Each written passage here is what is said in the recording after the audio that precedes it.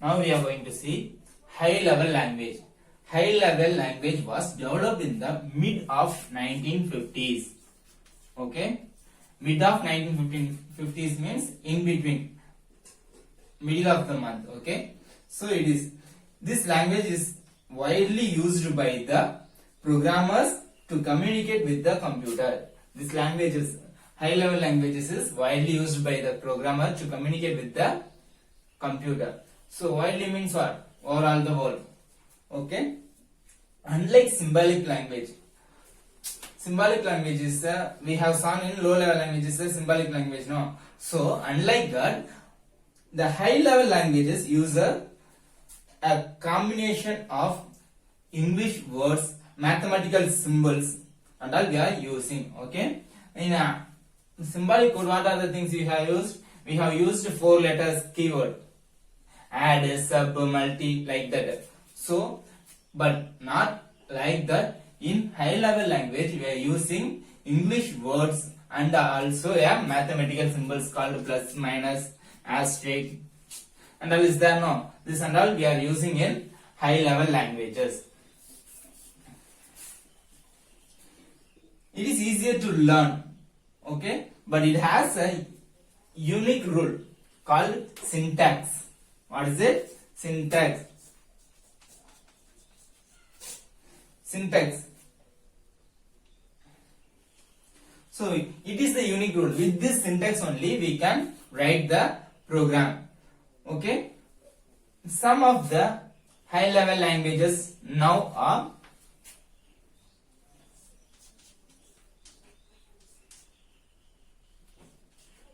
Fortran, C, C++, Java,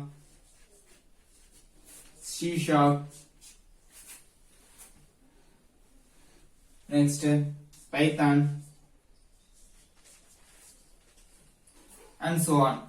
So many high level languages are now it came. So this and all used for writing a program to develop a application or a games or some software.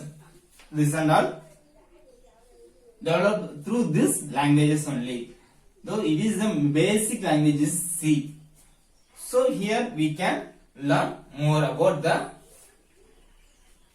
software. Okay. Next, advantages of high level language. What are the advantages we are having? Just shall we see now?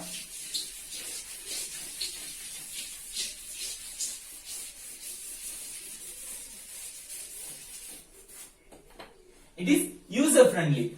User friendly means what? Each and everyone can easily able to learn. It is similar to English with vocabulary of words and symbols. Similar to English means what? It is only in English words now. So we can easily learn it and we can use it. Okay. Next, therefore it is easier to learn. It is require less time to write. So within a few hours is enough for writing one page of one program by creating by your own. If you need list short program means you can write within a minutes also. So if it is a big program means you can write within a hour.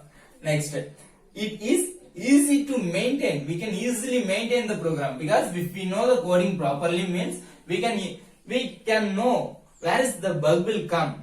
So we can easily rectify it. Next, it is a problem oriented rather than machine based. What is it? It is only problem oriented, not as a machine based. If it is machine based means we need to look the proper machine. It has so many things. But if it is high level languages means only it is a problem oriented only. So where the problem is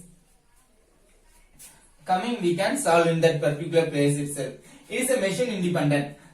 So machine independence means what? We can use a program in many other devices. Okay. One coding can run under many operating systems. Okay. Next, we are going to see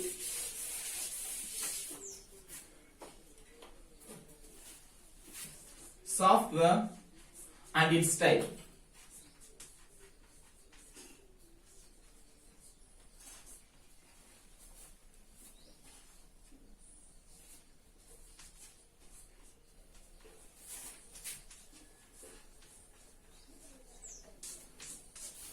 software and its type. There are two types of software. First, what we need to know means what is software?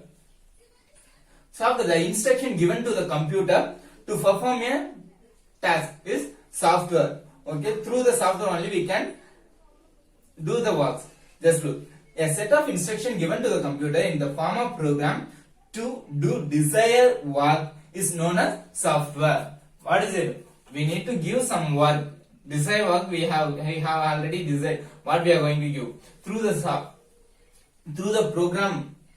If we give or through the coding if we give, it is called as the software. Just listen, a set of instruction given to the computer in the form of program to do a work is known as software. There are two types of software.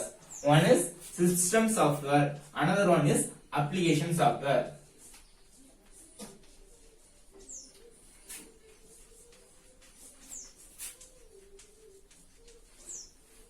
Another one is application software.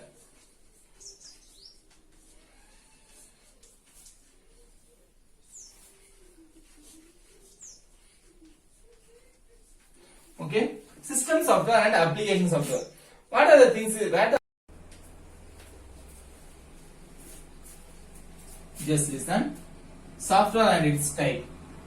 Okay, what are the types of software we are having? Shall we see? First, software. There are first two categories.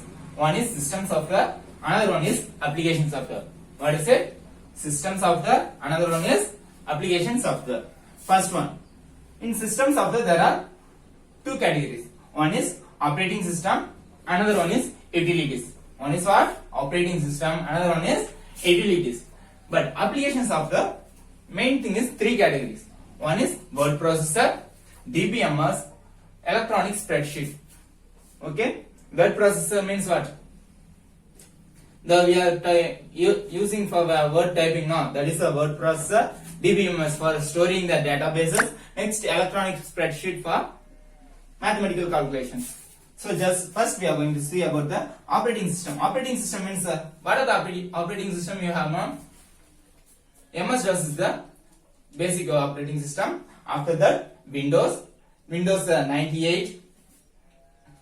Windows Vista, Windows XP, Windows 7, Windows 8, Windows 10, like that. So many OS are there. Next, Unix, Linux. This and all comes under the operating system categories.